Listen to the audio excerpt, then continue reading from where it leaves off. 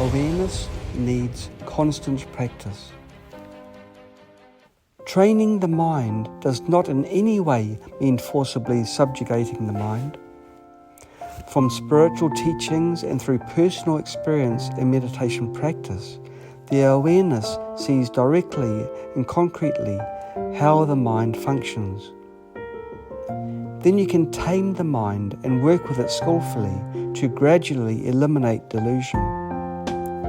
So it's not subjugating them. After mastering this method, the awareness needs to practice constantly. Only through constant practice can one eventually uproot all the delusions and attachments. This is similar to some worldly things.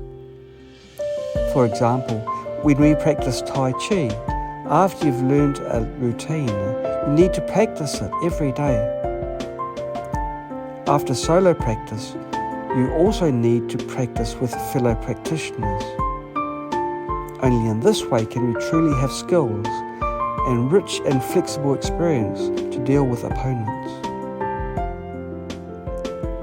Practicing routines can enhance our inner strength, whereas practicing with others can accumulate experience in defeating opponents and mastering the true essence of Tai Chi flexibility. It's the same with playing Go. After learning how to play Go, you need to practice every day on how to place stones, occupy territory, and capture the opponent's stones. Afterwards, you also need to practice with a partner and grow through partner practice. Just as a writer only learns a spontaneous freedom of expression after years of often grueling studies ever since childhood, and just as the simple grace of a dancer is achieved only with enormous patient effort for over 10 years since childhood, it's all the same. Learning meditation is similar. When the mind begins to wake up, it masters the right method. The mind also needs long-term practice. After practicing for a period, it'll reach perfection. Whatever you do, as long as your mind is fully devoted, you'll reach perfection. This is true for both worldly things and meditation. It's so meaningful to do this, more meaningful than anything else. It's the most meaningful thing in life. Through learning meditation and mastering meditation methods, the mind can understand and realize the truth of the universe, become clear and free with amazing power. This is the most meaningful thing in life. Doing other things is also to train us. Our mind needs enlightenment, after which even doing worldly things becomes meaningful.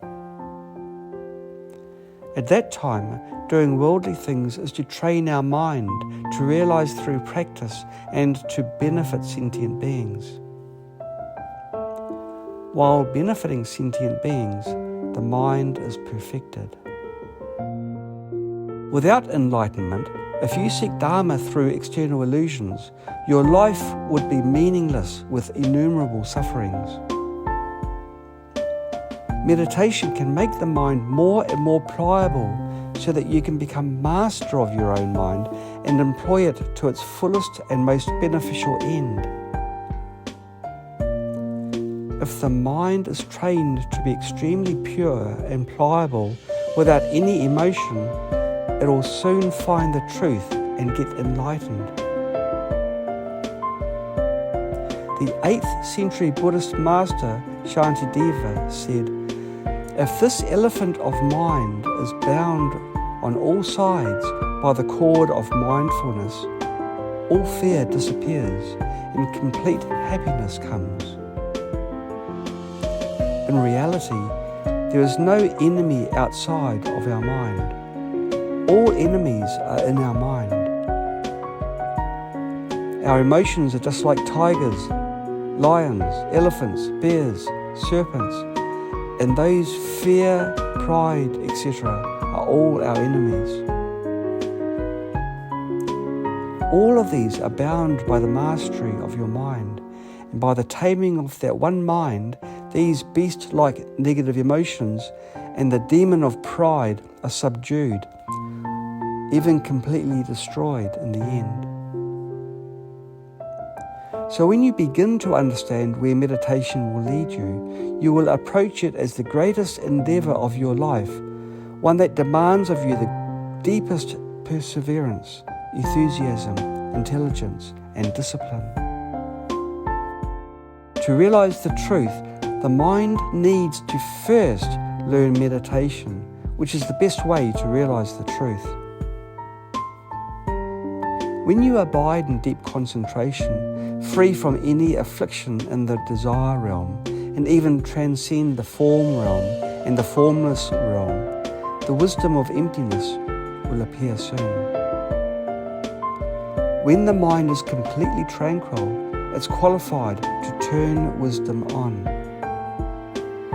At this time, whatever I say to inspire you, like a key, will probably turn your wisdom on and eradicate their ignorance.